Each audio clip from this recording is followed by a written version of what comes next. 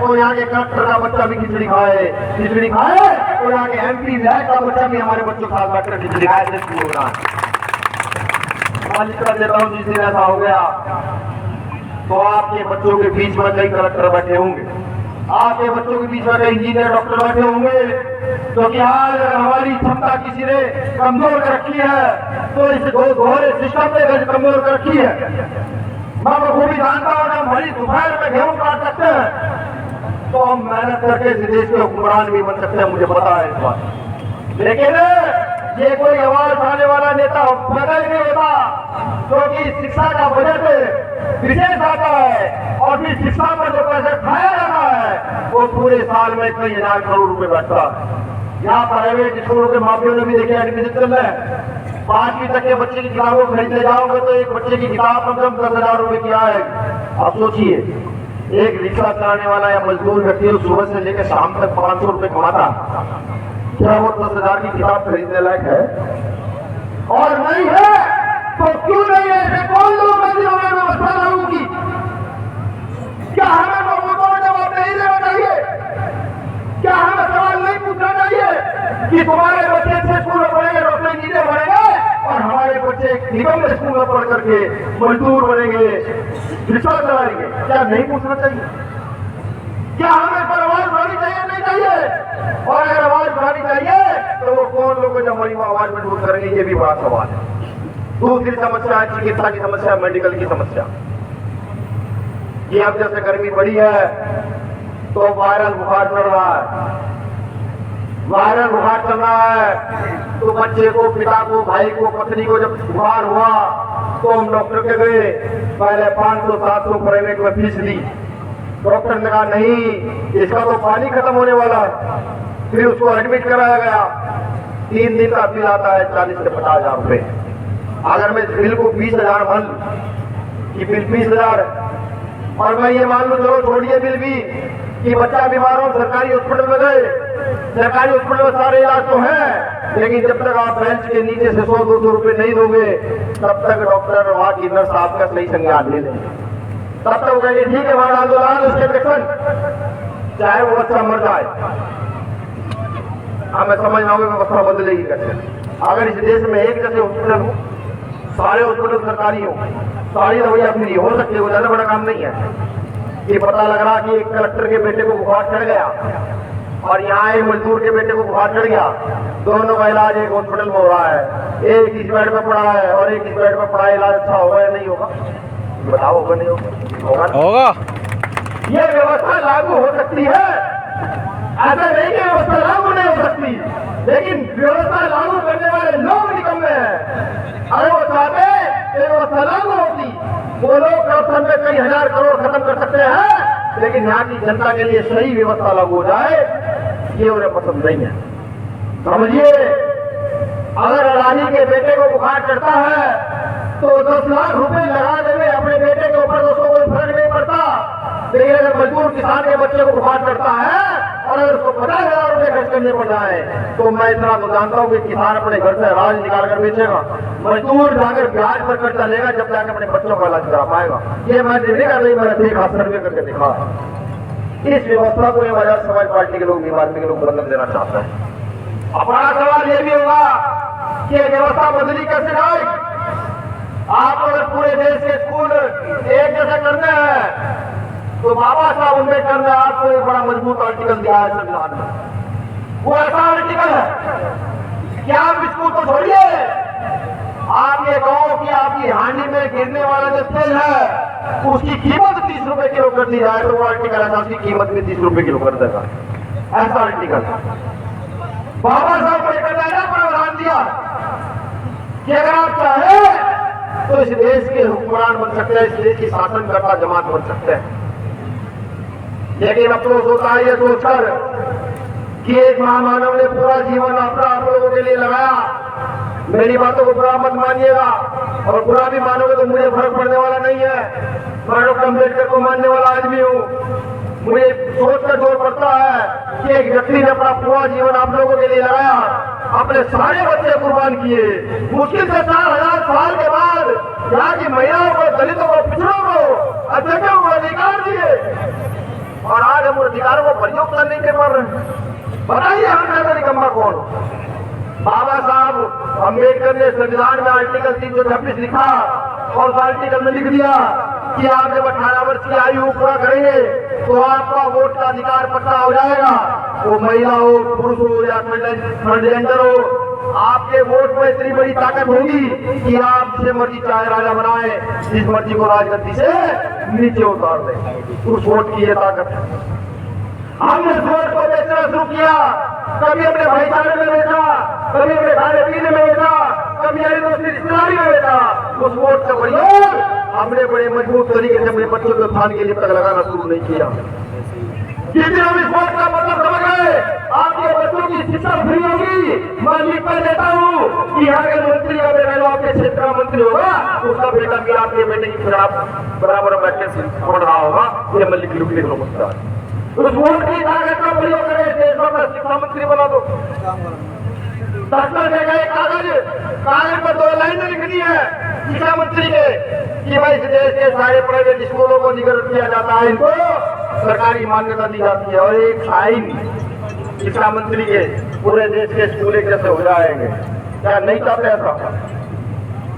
अगर चाहते तो आर्टिकल 326 के अंदर अपने वोट का सही मतलब समझना शुरू करो। ये तो बहुत सारे लोग कहते हैं कि आगे राजनीति करने कैसे राजनीति होगी। मैं ये कहता हूँ कि यहाँ अगर दलित पिछड़ों का, मुसलमानों का संरक्षण होगा, यहाँ की महिलाओं का उत्थान है, तो वो बाबा साहब अम्बेडकर के संविधान में है और संविधान तब तक सुरक्षित है जब तक आप अपने व्यवस्था को समझ नहीं लेते, जब तक आप इस कार्यों को आगे नहीं बढ़ा देते।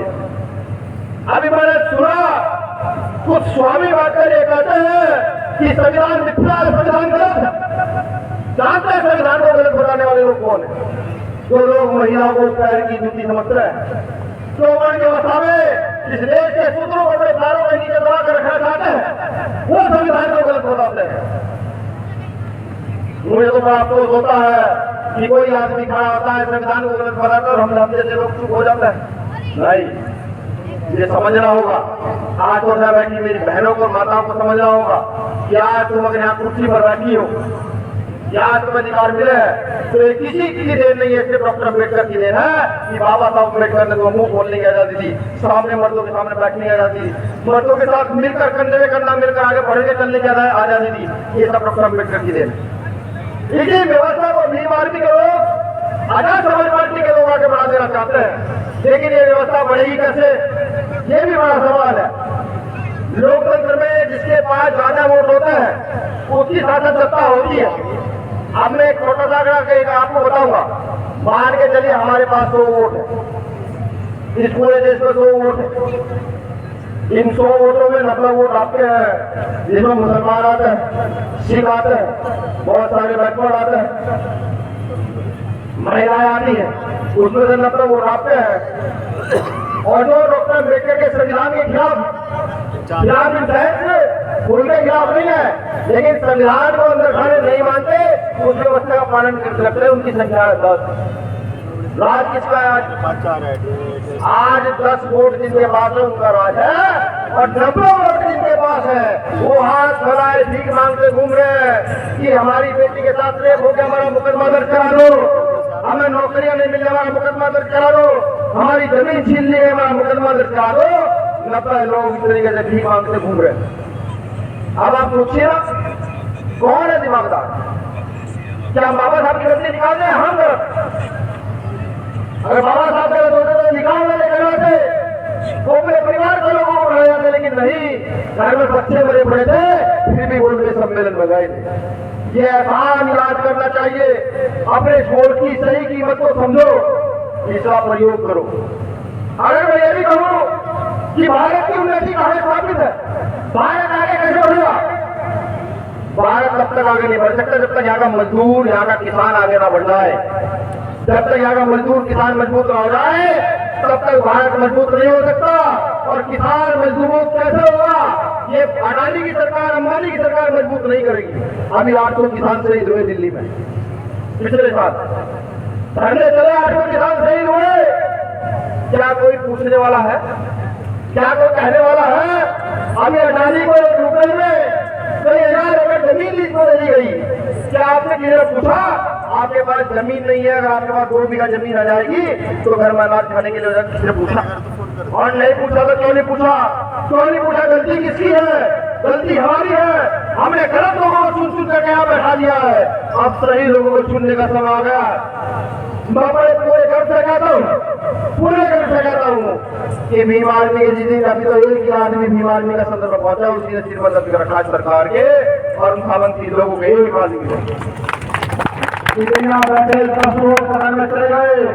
मैं निकट देता हूँ, यहाँ तो पहले आपकी समस्याओं पर बात होगी, किसान मजदूर दलित पिछड़ों की समस्याओं पर बात होगी, वरना सदन नहीं चल पाएगा। ये मुझे आप लिखवा लीजिए। ये होगा, एक दिन जरूर होगा।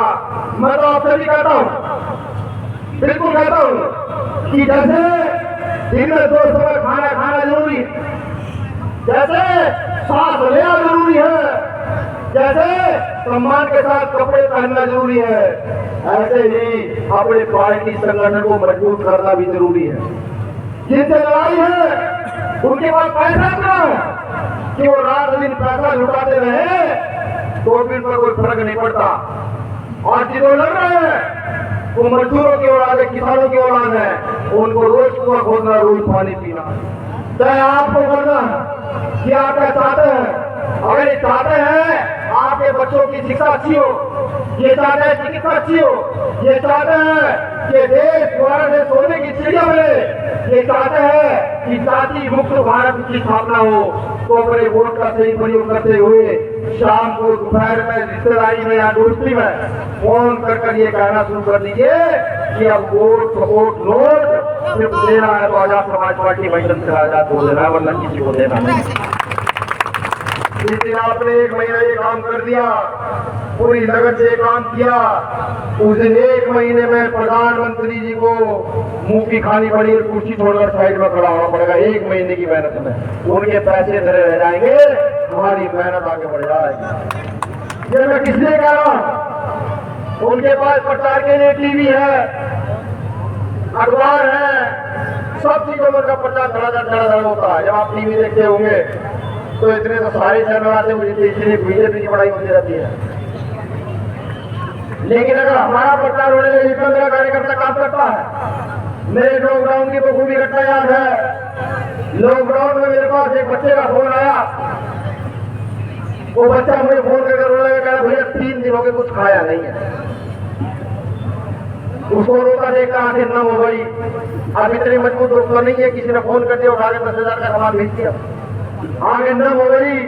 न होने के बाद 2 घंटे सोचता रहा क्या करूं क्या करूं क्या करूं। पूरे देश की जूम मीटिंग करी, शाम हुई और मैंने कहा जो लोग भूखे उनके घर रोटी भिजवानी है। हमारे साथ में लगा जल्दी कैसे रोटी भिजवाएंगे, चलो मौत से ही पंगा ले लेंगे, लेकिन किसी का रोटी भिजवाने के लिए राशन तो चाहिएगा।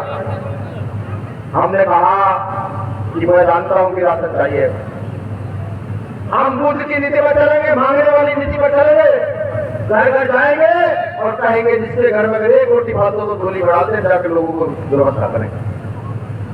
मैंने 10 नंबर की घोषणा कर दी। मुझे पता था रुपया कार्यकर्ता में नहीं है, लेकिन कार्यकर्ताओं में दिल्ली से लेकर महाराष्ट्र तक, महाराष्ट्र लेकर केरल, कर्नाटक, तमिलनाडु तक, जम्मू, हिमाचल, पंजाब तक हमारे कार्यकर्ताओं ने झोली उठा करके मजबूत लोगों से लेकर के राशन लोगों को देना शुरू किया। जब इस काम को होते हुए 4 महीने हुए तो मैंने देखा टीवी पर एक चैनल में आरएसएस के लोगों ने रखकर कट्टा घुमा रखा, तो 1.5 घंटे का कार्यक्रम था कि आरएसएस के लोग खाना बांटने घूम रहे हैं।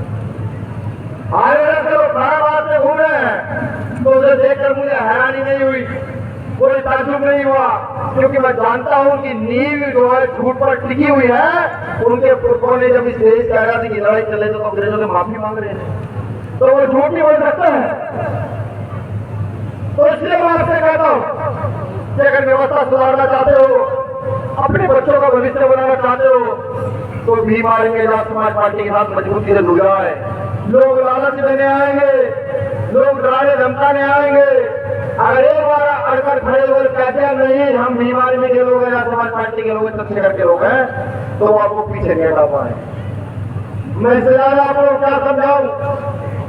संविधान में आपकी सुरक्षा नीति है, संविधान बचेगा तो आप सुरक्षित रहेंगे। मौजूदा सरकार संविधान को निगल लेना चाहती है। जैसे आपने यूजीसी में प्रावधान देखे होंगे, सरकारी कोर्ट को कहती है, कोर्ट सरकार को कहता है कि तुम यूजीसी में बदलाव करो।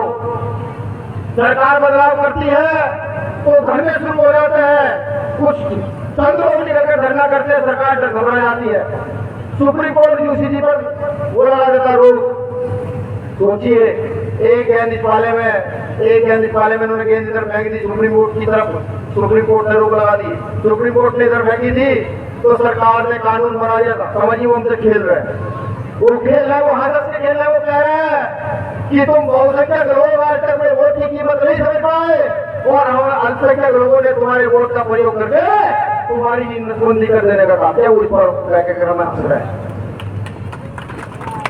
वो तोड़ जवाब देने का समय बुजुर्गों से तो मैं नहीं कहता, बुजुर्गों ने अपनी हड्डियां गला करके हमने से लोगों को लाइक किया। मुंह तोड़ जवाब देने का समय है। अरे मुंह तोड़ जवाब देने के लिए लाठी डंडे उठाने की जरूरत नहीं, मुंह तोड़ जवाब देने के लिए अपने वोट की ताकत को समझ लेना ही पर्याप्त है। आपने मेरे वोट की ताकत समझी तो आपके बच्चों को अच्छी नौकरियां मिलेगी। वोट की ताकत समझी तो थोड़ी बहुत जमीनें भी मिल सकती है।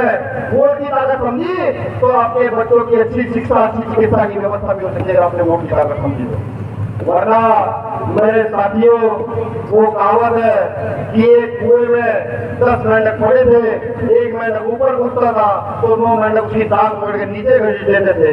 अब आप सोचो कि हम सबको कुएं में पड़े रहना है, जब भी प्रयास करके कुएं से बाहर निकल करके इस देश में शासन करता जमात बढ़कर इस देश में बर्बाद करना है, ये तय आपको करना है।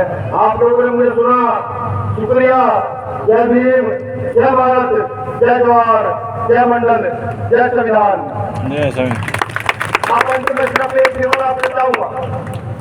देखिए, मेरा मत साफ साफ रहता, भीम आदमी का आदमी हूँ, डरता लगता हूँ नहीं।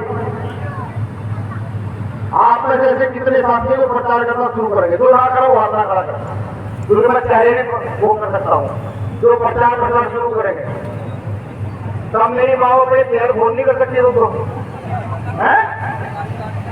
तो मैं उम्मीद रखूं कि अमरोहा में इतना प्रचार होगा कि अमरोहा के साथ साथ आस पास के जिले भी झूम उठेंगे। तो अमरोहा वालों ने वाकई क्या फतह कर दिया। मैं उम्मीद रखूं, भाई घंटे आजाद से कह दूं कि अमरोहा आपका है, सोचो, सोच समझ के करना। शुक्रिया। भीम आर्मी जिंदाबाद, जिंदाबाद जिंदाबाद, भीम आर्मी जिंदाबाद, जिंदाबाद जिंदाबाद, आजाद समाज पार्टी जिंदाबाद, जिंदाबाद जिंदाबाद, आजाद समाज पार्टी जिंदाबाद, जिंदाबाद जिंदाबाद, भाई जिंदाबाद, जिंदाबाद जिंदाबाद, भाई जिंदाबाद, जिंदाबाद जिंदाबाद। अंत में बस एक बात और, लाइव के माध्यम से बहुत दूर आवाज आती है। कुछ लोग बार बार भाई चंद्रयान को भी मारने की धमकी देता है, कभी उनकी मां को गाली देता है, कभी उनको पिता को गाली देता है। मैं तो सिर्फ ये कहता हूँ कि हम जो है ना कलम वाले लोग हैं, कलम वाले, एक कलम वाले लोग रहने दे हमें। माना सोचो कि तुम चंद्रयान को गाली देते और हम लोग चुप रहते हैं, और अगर किसी दिन 1 घंटे के लिए हमारा दिमाग घूम गया, ऐसा ना हो कि सफाई हो जाए, कहने वाले लोग ही आना है। ये चेतावनी है उनके लिए कि जब तक कलम की लड़ाई लड़ रहे हो, कलम की लड़ाई लड़ने दो। अगर तुम्हें क्षमता है, दम है, ताकत है, तो कोई तो जरा 1 घंटा हमें पैदा करके झाड़ू लोग ने पैदा कर दिया, जो गरीबों को लेकर होगा। यहाँ कुछ सेनाएं भी है, वो सेनाएं सिर्फ से आजादा लोग कर सकती है। किसी बेटी का रेप हो जाए तो सेना निकल कर नहीं आती, किसी के बच्चे हो गए हो तो सेना निकल कर नहीं आती। आपकी जमीन छीन ली जाए, नेता पहचान लोग आपको दबाए, सरकार प्रशासन आपका शोषण करे, तो वो सेना निकल कर नहीं आती। वो कब निकल कर आती है? जब चंद्रशेखर भाई मेरठ में कप्तान जैसी घटना का विरोध करते लोग सेना आकर कहते हैं चंद्रशेखर की हत्या करेंगे। मैं तो कहता हूँ काश में रहो, कायदे में रहोगे तो फायदे में रहोगे, वरना चीजें नहीं पाओगे। शुक्रिया।